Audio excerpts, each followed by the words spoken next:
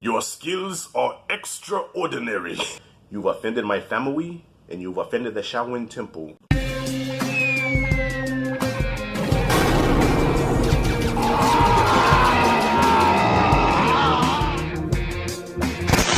Alright, y'all, welcome to another episode of Tit for Tat. I'm being joined once again by my man Anthony A. Perez. I'm going to leave the link to his channel in the description. Check him out, Anthony A. Perez. He talks about movies like myself. And today we're going to be talking Into the Dragon. And I got to say right off, Perez, you hurt my feelings. You hurt my feelings. You know what? I watched your portion of your review with my daughter, right? So before I hit play, I was so confident that you were going to love this movie. I looked at my daughter, I said, check this out, man. Perez is going to love this. I hit play on the video, and I went from this to this. Okay, that's enough. But you know what? That's the beauty of film criticism. We all have different outlooks on things. Now, Into the Dragon, to me, is such a special movie. It has such a special place in my heart where I did not even have to rewatch this for this review, okay? It's etched into my mental database where, like Rocky 3, I can recite this whole movie from beginning to end. Accents and all. You know, guns. Now, why doesn't somebody get a 45 and bang, set to it? No guns. You know, I can recite this whole fucking movie. I love Into the Dragon. Growing up in the 80s, even though Bruce Lee died in 73, but growing up in the 80s, Bruce Lee was our superhero. In the hood, he was our superhero. This little Chinaman inspired poor little black kids across the world. Well, not just black kids, everybody. Bruce Lee was such an icon to so many people. And I remember making nunchucks out of a broom. Okay, you cut a broom in half, you put a chain on it, you have your nunchucks. Okay, you did the sounds when you fought. Okay, I remember fighting with my older cousin, and when he made me mad, I would do my Bruce Lee scream because I thought it made me stronger. So he'd be sitting there pummeling me, and I'd get up, and freak the fuck out. But I still got my ass whipped. Putting that aside, as a film, I understand your criticism. I'm gonna get to your portion in a second. And to those that love the movie, please don't comment and get mad at Perez, okay? Yo, this is his point of view. This is how he feels about it. This is a beloved classic, y'all. Okay, so Into the Dragon is a story of Bruce Lee, who plays Lee, an agent who's also a Shaolin monk. All right, so the movie starts out with him doing his thing at the Shaolin Temple, showing his skills, even teaching the youngins, you know, how to do shit. You know what I mean? Like the one kid, you know, I said emotional content, not anger. Now try again with me. Okay? He gets a mission to go to Han's Island to do some investigating because there's some shady stuff going on there. There's some girls missing in the pier, and Bruce has to go and find out what's going on. Okay? Now, you can see a lot of Mortal Kombat in this because he has to go to this island, and at this island there's a fight tournament. So he disguises himself as a fighter, which he is, but he's also there to infiltrate Mr. Han. And he's also joined by John Saxon, who's known for Nightmare on Elm Street, and the late, great Jim Kelly. All right? I'm laughing because, yeah, you said he had the worst performance in the movie, and he's also your next assignment for the next movie for our Tit for Tat saga, and that is Black Belt Jones. Ooh, I know you're going to have some fun with that. So yeah, so Bruce gets to this island, and, you know, you got to think, this is 73, so at the time, there were no American martial arts movies. This is like the first of its kind, you know what I mean? And Bruce has been trying to break into the business for years in Hollywood. Nobody wanted to give him a shot. He did The Green Hornet, playing Kato. Wasn't getting much work here. Came up with the show Kung Fu. His little trivia for those that don't know, he came up with the show Kung Fu. They snatched his idea away from him, whitewashed it, put a white actor in there, totally, like, just fucked Bruce Lee over. So Bruce went back to Hong Kong, went back to his roots, and became a superstar. He did The Big Boss, Chinese Connection, also known as The Fist of Fury, Way of the Dragon, and was working on Game of Death. And then he got the phone call and said, hey, man, let's try again. We have an American production. It's a martial arts movie, and we're going to let you do all the choreography and all that shit. Nobody in the States have seen anything like this. All right, so this broke all kinds of records. It became a phenomenon, you know what I'm saying? Everybody wanted to know Kung Fu after that. Karate dojos like fucking went through the roof after this movie came out. Okay, that's how much impact this movie is. So from a technical standpoint, from a storytelling standpoint, yeah, this movie is heavily flawed, but you cannot deny the impact that this movie had on the culture, on Asian culture, on black culture. Started a whole fucking wave. Alright, so put some respect on this. But before I get to the rest of what I feel about this movie, Perez, I'm gonna give the floor to you. Tell us all what you thought about Into the Dragon.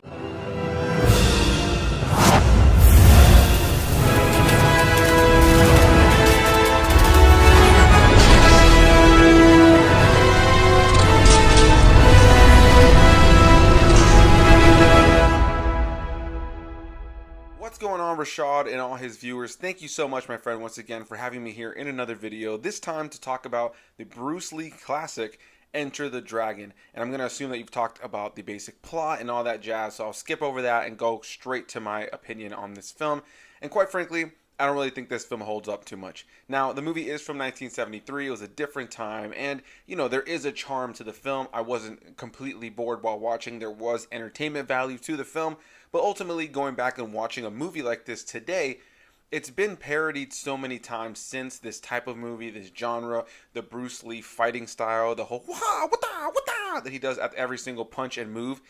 It's been parodied so much that going back and watching it, it's like it's a parody of itself. And ultimately, you know, I haven't seen these films since I was like anywhere between 8 to 10 years old. My mom's a huge Bruce Lee fan, and she used to have me watch them. But quite frankly, I hadn't seen them in forever. I didn't remember them. This film stars Bruce Lee, as I mentioned, as well as Jim Kelly and John Saxon from the Nightmare on Elm Street films, who I completely forgot was in this film. And ultimately, you know, I was entertained by the martial arts and fight elements of this film. And that's really what you come to this movie for, to these movies for. Bruce Lee was great at that kind of stuff. It's over the top, it's silly, it's goofy, but it's definitely entertaining on that front. As far as the narrative, it's just almost non-existent. You know what I mean? There's a basic idea for the reason that these characters go to do anything. But quite frankly, there are no real character arcs in the film. There's really no character development. There's really no story. The beginning, middle, and end kind of just mesh together, and eventually you're at this final fight.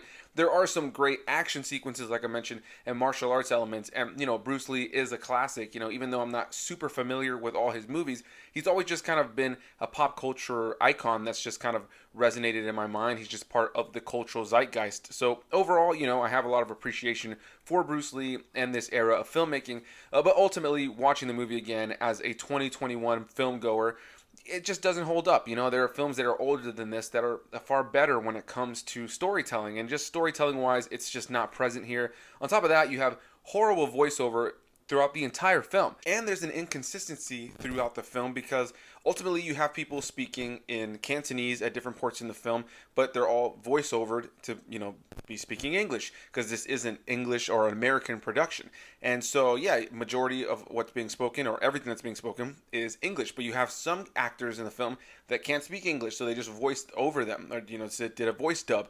And then there's characters that are speaking English in the film, but, you know, even though their mouth matches what they're saying, you could tell that they still did a voice dub. So there's not a single scene in this film where you have any of the actors actually speaking the dialogue in the moment, on camera, what was captured in that moment. Everybody is doing their lines over in the studio, and it just doesn't work. It just comes across incredibly cheesy. The line delivery is terrible. There's times where the voices are far more exaggerated than the body, or far less exaggerated, or don't have enough energy for what's happening, you know, visually on the screen. Overall, pretty terrible on a technical level. There's nothing about cinematography or anything like that that's really strong. If anything, the most entertainment I got out of this, again, was the martial arts element, the fight element, and then just being able to laugh at how cheesy and ridiculous the film is. So on that level, I can understand why this is still a beloved classic, but ultimately going back, I can't say I'm rushing to rewatch Enter the Dragon again anytime soon. But a big thanks to Rashad for having me here on the video. I would say the worst performance in this whole film would have to be, outside of like side characters and some random just like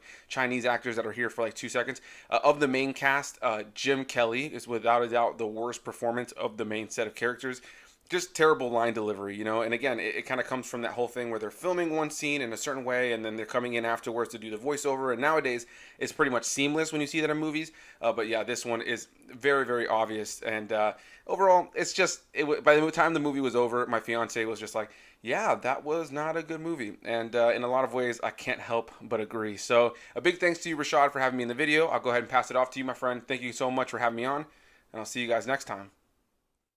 Yeah, You know, it's hard to argue against it because, yeah, there's a lot of ADR. There is, you know, this movie is really flawed. I would never say it's a perfect movie, all right, but it's such a lovable movie. It's such a charming movie. You know what I'm saying? It's one of those movies where even though you know a lot of stuff is bad in it, you just go with it anyway because this movie just oozes of charisma, and Bruce owns the screen. And had he survived, this movie would have made him a bona fide star. He would have been in so many more Hollywood productions, you know what I mean? But unfortunately, his career was cut short. And even Jim Kelly, who you said had the worst performance in this movie, Jim Kelly, believe it or not, was so popular from this film that Warner Brothers said, you know what? You're getting a lot of positive feedback for this. We're going to give you your own film. And there you have Black Belt Jones. You know what I'm saying? I mean, come on, man. Black dude, afro, knows karate. Ooh! How can you not love that? And bro, you came in front. Mr. Han is a villain. Come on, man. Even though most of his shit was dubbed, you gotta love Han as a villain. You know, switching hands. He had a Freddy Krueger. Before there was Freddy Krueger, he had the fucking knives. Okay? Your skills are extraordinary. How can you not love when him and Bruce had that final showdown at the end where he sliced them all up, you know, and Bruce was like, you've offended my family and you've offended the Shaolin Temple. Come on, y'all. Stop.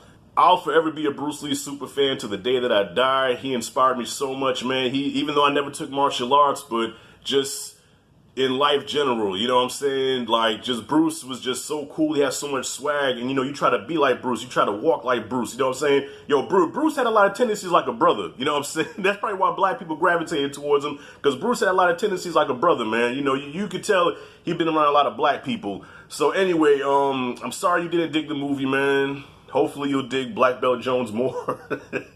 Anyways, A+ is what I got for Into the Dragon. If you like and dig this content, comment freely below. Let me know what you thought about the movie below also. And once again, Perez's link will be in the description. Thank you once again for joining me, my brother. And I will see you in the next one. Signing out. Next video. Peace.